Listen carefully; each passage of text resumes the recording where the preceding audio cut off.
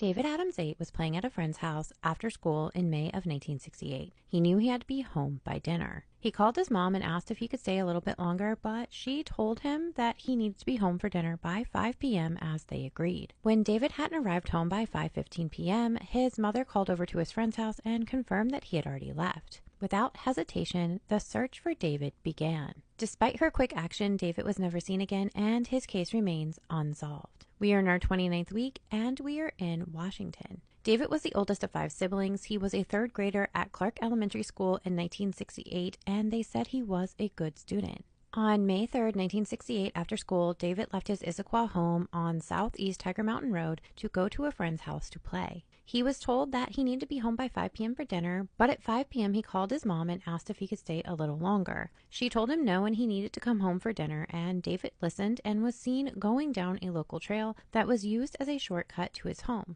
but he never made it home. At 5:15 p.m., David's mother called the friend's house again to find out why he hadn't come home yet, and that's when she realized that he wasn't there. She reported him missing right away, and an extensive search for David began. Despite a massive search for David, he was not located, and newspapers theorized that he was attacked by a bear or fell into a mine shaft. But investigators in 2009 dismissed those headlines, saying that they believed then and now that David was most likely abducted. In 2009, authorities announced that they were now looking at a former neighbor of David's as a possible suspect in his disappearance. At the time, the suspect whose name they are withholding was 20 years old when David disappeared. Investigators stated that when they were initially searching for David, they used tracker dogs that traced David's scent to the man's home. And when they questioned him, he was, quote, very evasive during questioning and didn't have a convincing alibi and failed a polygraph. This former neighbor did tell King 5 News when David went missing, he was out there helping to search for him and that the police did interrogate him.